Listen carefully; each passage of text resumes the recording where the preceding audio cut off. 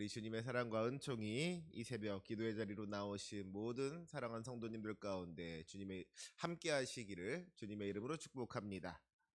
오늘 우리가 함께 읽은 마태복음 18장의 말씀은 예수님을 향한 제자들의 질문으로부터 시작합니다. 우리 1절 말씀 같이 한번 읽어볼까요? 1절 시작. 그때에 제자들이 예수께 나와 이르되 천국에서는 누가 크니까? 제자들이 예수님께 나와서는 천국에서는 누가 큰 사람입니까? 하고 물어봤다는 거예요.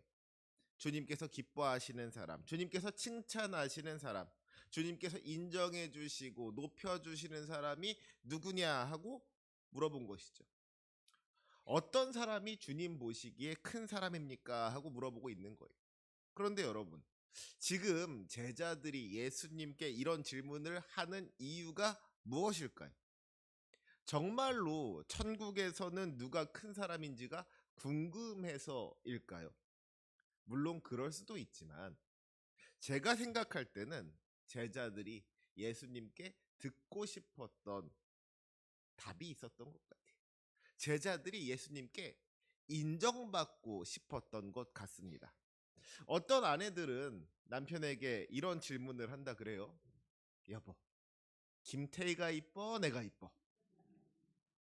여러분, 이 질문이 정말로 김태희가 이쁜지 자기가 이쁜지 잘 몰라서 궁금해서 하는 그런 질문일까요? 아니죠.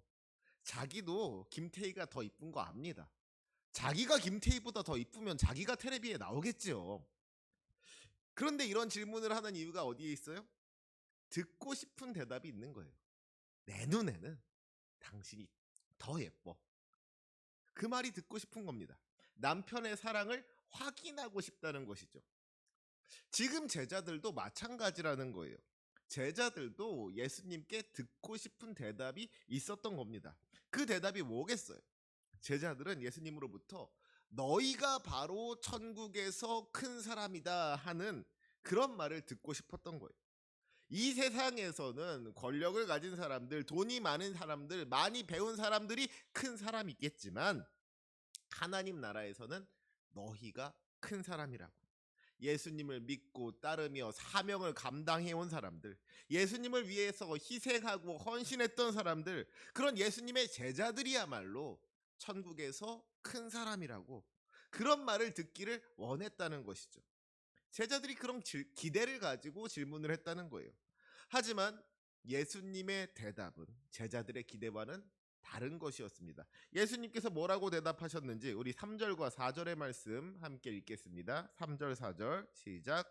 이르되 진실로 너희에게 이르노니 너희가 돌이켜 어린아이들과 같이 되지 아니하면 결단코 천국에 들어가지 못하리라.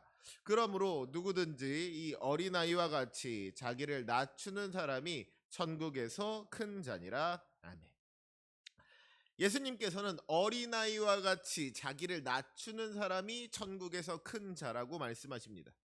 그뿐 아니라 어린아이들과 같이 되지 않으면 천국에 들어가지도 못한다고 말씀하셔요. 일단 천국에 들어가야지 거기서 뭐 크든지 작든지를 따질 수가 있을 것인데 어린아이들과 같이 되지 않으면 천국에 들어가지도 못한다는 겁니다. 그러면 여기서 어린아이와 같이 된다는 것이 무슨 뜻입니까? 당시 사회에서 어린아이는 아무런 힘도 없고 능력도 없고 권리도 없는 존재였습니다. 그래서 왜 그 시절에는 사람의 수를 셀 때 여자와 아이는 세지도 않았다 그랬잖아요. 아이들이 제대로 사람 취급을 받지 못했다는 거예요. 어린아이들의 그 사회적인 위치가 아주 바닥이었다는 겁니다. 어린아이는 부모의 도움 없이는 아무것도 할 수 없는 존재였고 어떤 면에서 쓸모없는 존재였던 것이죠. 그렇기에 부모를 의지할 수밖에 없는 존재였습니다. 어른들이 돌보아주고 보살펴주지 않으면 도무지 살아갈 수가 없는 그런 연약한 존재였어요. 그런데 예수님께서는 우리가 바로 그 어린아이와 같이 되어야 한다고 말씀하십니다. 이것은 우리가 우리의 부족함과 연약함을 인정해야 한다는 거예요. 우리가 아무것도 아니라는 것을 깨달아야 한다는 겁니다. 주님의 도움 없이는 우리가 아무것도 할 수 없다는 것을 인정하고 온전히 주님만을 의지해야 한다는 거예요. 이처럼 겸손하게 자기를 낮추고 주님을 의지하는 사람만이 천국에 들어갈 수가 있고 천국에서 큰 자가 된다는 것이죠. 여러분, 이것이 얼마나 놀라운 이야기입니까? 특별히 제자들에게 있어서 예수님의 이 말씀은 너무나도 충격적인 이야기였을 거예요. 제자들은 주님을 위해서 수고하고 헌신했던 사람들이 천국에서 큰 자가 될 거라고 생각했을 거예요. 자기들 같이 주님을 위해서 열심히 일하고 많이 일한 사람들이 천국에서 큰 자가 될 거라고 기대했을 겁니다. 그런데 예수님께서는 완전히 다른 이야기를 하고 계시는 거예요. 우리가 얼마나 크고 많은 일을 했느냐가 아니라 우리의 어떤 공로, 우리의 업적이 중요한 것이 아니라 우리가 얼마나 주님을 믿고 의지했는지가 중요하다는 거예요. 자기의 부족함과 연약함을 인정하고 주님의 은혜를 구하는 사람이 주님께서 기뻐하시는 사람이고 천국에서 큰 자가 된다는 것이죠. 주님을 의지하지 않는 사람은 천국에 들어갈 수도 없다는 거예요. 겸손하게 자기를 낮추고 주님을 의지하는 것이 천국에 들어가는 방법이요, 또한 그곳에서 높임받는 비결이라는 것이죠. 오늘의 말씀은 누가복음 18장에서 말씀하신 바리새인과 세리의 비유와도 연결됩니다. 바리새인과 세리가 성전에 올라가서 기도하는데 바리새인은 어떻게 기도하죠?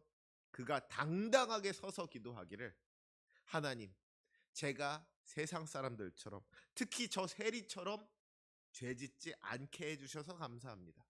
저는 일에 2번씩 금식하고 또 소득의 11조를 드립니다. 자기의 의로움을 뽐내고 자기가 주님을 위해서 어떤 일을 했는지를 자랑하는 그런 기도를 하더라는 거예요. 그런데 세리의 기도는 어땠습니까? 그가 감히 눈을 들어 하늘을 쳐다보지도 못하고 가슴을 치며 기도하는데, 하나님, 저는 죄인입니다. 저를 불쌍히 여겨주옵소서. 그렇게 기도했다는 거예요. 자기의 죄를 고백하면서 주님을 의지하는 기도, 주님의 은혜를 구하는 기도를 했다는 것이죠. 그러면 하나님께서 이 2사람 중에서 누구의 기도를 들어주신다는 거예요? 우리 주님께서는 바리새인이 아니라 세리의 기도를 들어주시는 거예요. 바리새인이 아니라 세리를 의롭다고 하시더라는 겁니다. 여러분, 이 이야기를 오늘날 우리들에게 적용해 보자면 그런 겁니다. 어떤 사람이 신앙생활에 열심인 거예요. 기도도 많이 하고 성경도 많이 읽는 겁니다. 헌금도 많이 하고 전도도 많이 하는 거예요. 얼마나 좋은 교인입니까? 100점짜리 교인이죠.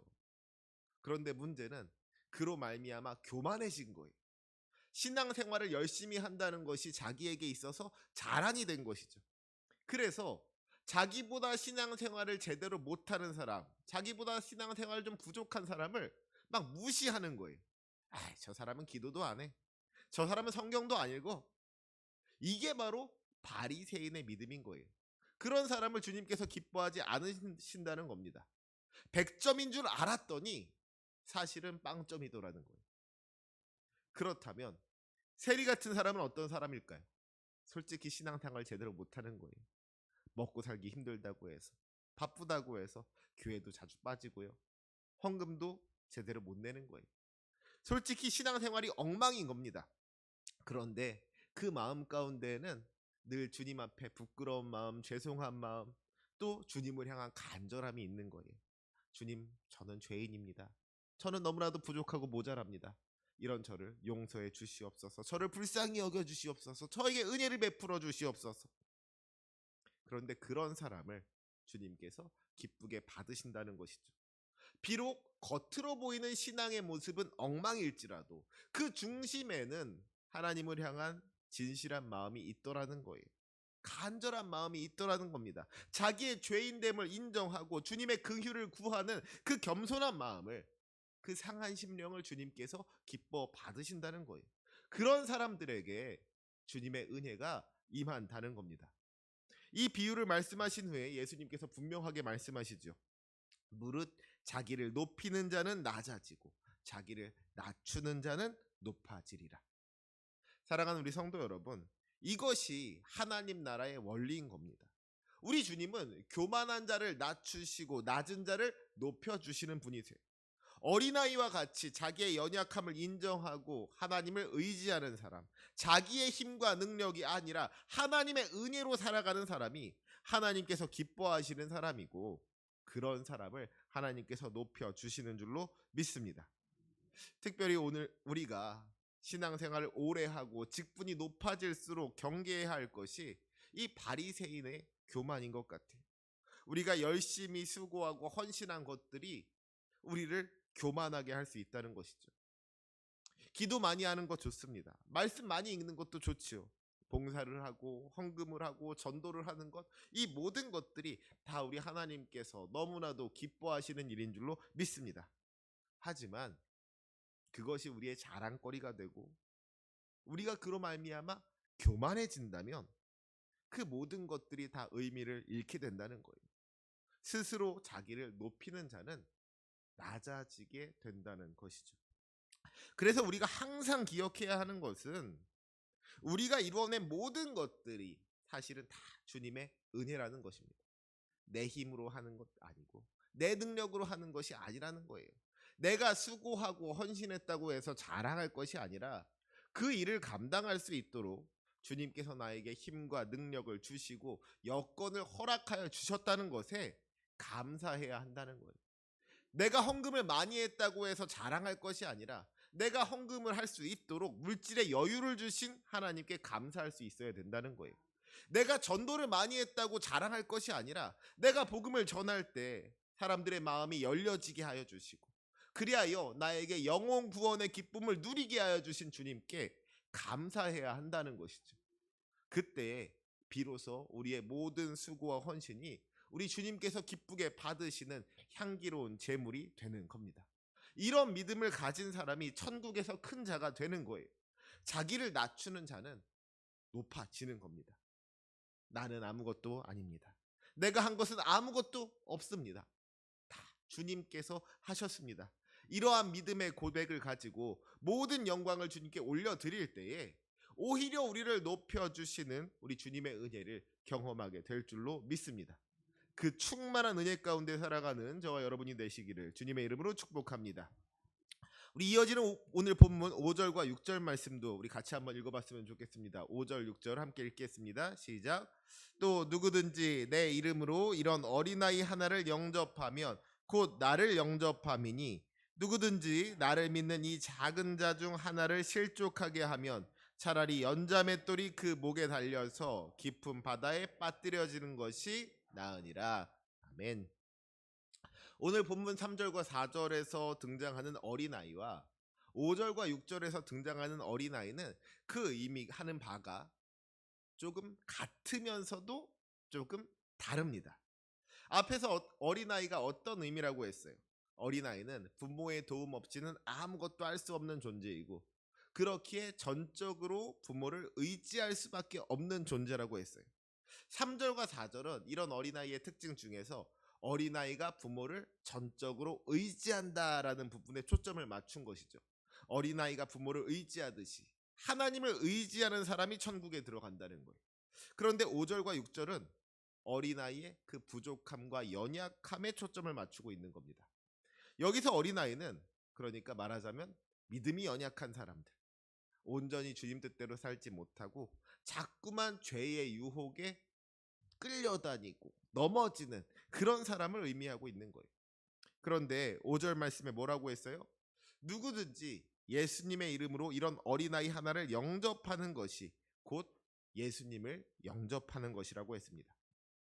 마태복음 25장 40절에도 보면 주님께서 이렇게 말씀하시잖아요. 너희가 여기 내 형제 중에 지극히 작은 자 하나에게 한 것이 곧 내게 한 것이라.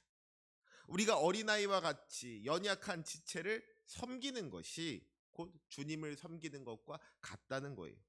심지어 6절에서는 아주 무서운 경고의 말씀을 하시죠. 누구든지 예수님을 믿는 이 작은 자 중에 하나를 실족하게 하면 차라리 연자맷돌이 그 목에 달려서 깊은 바다에 빠뜨려지는 것이 낫다고 했습니다. 혹시라도 믿음이 연약한 사람이 우리 때문에 상처를 받고 시험에 들어서 믿음을 잃어버리게 된다면 그것이 주님 앞에 심각한 죄가 된다는 거예요. 신앙생활을 하다 보면 때로 믿음이 연약한 사람들을 마주하게 됩니다. 때로는 다른 사람들의 모습이 부족해 보일 수도 있어요. 하지만 우리가 어린아이를 대할 때 어떻게 합니까? 그 어린아이가 자랄 때까지 기다려주는 거예요. 자기 혼자서 밥을 못 먹으면 밥을 떠서 먹여주고요. 자기 혼자서 똥을 못 닦으면 그 똥기저귀 갈아주는 겁니다. 너는 왜 밥 하나 제대로 못 먹냐고. 너는 왜 자기 할 일도 제대로 못하냐고 아이를 그냥 막 혼내는 것이 아니라 그 아이가 자라나서 스스로 할 수 있게 될 때까지 가르치고 보살펴 주면서 기다려줘야 한다는 것이죠. 이것이 교회에서도 마찬가지라는 거예요. 믿음이 연약한 사람들은 영적인 어린아이와 같은 겁니다. 그들이 주님 뜻대로 살지 못하고 자꾸만 죄의 유혹에 넘어진다고 해서 그들을 비난하고 정죄할 것이 아니라 무엇이 주님 뜻대로 사는 것인지를 계속해서 알려줘야 된다는 거예요. 그가 넘어지면 일으켜 세워줘야 한다는 것이죠. 그의 믿음이 자라나서 그 모든 죄의 유혹을 이겨낼 수 있을 때까지 연약한 믿음이 굳건한 믿음으로 자라나서 하나님의 뜻대로 살아가게 될 때까지 기다려줄 필요가 있다는 거예요. 비난하고 정죄하는 것이 아니라 오히려 격려하면서 그를 인도해 줘야 한다는 겁니다. 이것이 먼저 믿은 우리들의 사명이라는 것이죠. 우리가 기억해야 할 것은 어린아이와 같은 믿음을 가진 사람만이 어린아이와 같은 사람을 영접할 수가 있다는 겁니다. 바리새인과 같이 교만한 사람은요, 세리와 같은 죄인을 무시하게 되는 거예요. 자기가 잘났다고 생각하니까 다른 사람이 못나 보이는 것이죠. 하지만 어린아이와 같은 믿음을 가진 사람은 어떻습니까? 부족하고 죄 많은 나를 주님께서 용서하여 주시고 구원하여 주셨다는 것을 진정으로 믿는 사람은 다른 사람의 죄와 허물을 감히 정죄할 수 없는 거예요. 나도 죄인인데 내가 어떻게 그를 비난하고 정죄할 수 있겠습니까? 오히려 나의 죄를 용서해 주신 주님께서 저 사람의 죄도 용서해 주시기를 간절히 바라며 기도하게 되는 것이죠. 나를 구원하신 주님께서 저 사람도 구원해 주시기를 바라게 된다는 거예요. 주님의 은혜가 그에게 임하게 되기를 간절하게 기도하게 된다는 겁니다. 그리고 그것이 바로 주님의 이름으로 어린아이 하나를 영접하는 것인 줄로 믿습니다. 사랑하는 우리 성도 여러분, 오늘 이 시간 우리의 모습을 돌아볼 수 있기를 원합니다. 혹시라도 우리 안에 바리새인과 같은 모습이 있지는 않습니까? 우리가 주님을 위하여서 수고하고 헌신했다는 것이 우리의 자랑이 되어서 우리를 교만하게 하지는 않았습니까? 혹시라도 그랬다면 이 시간 주님 앞에 철저하게 회개하며 그 모든 교만을 다 내려놓을 수 있으시길 바랍니다. 바라기를 이 시간 예배하는 우리 모두가 어린아이와 같은 믿음으로 살아갈 수 있기를 원합니다. 겸손하게 자기를 낮추고 주님만을 의지해야 한다는 거예요. 겸손함으로 믿음이 연약한 자들을 영접해야 한다는 겁니다. 그리하여 천국에 들어갈 뿐만 아니라 천국에서 큰 자가 되는 그 영광을 누리는 우리 만습교회 모든 성도들 되시기를 주님의 이름으로 축원합니다. 아멘. 기도하시겠습니다.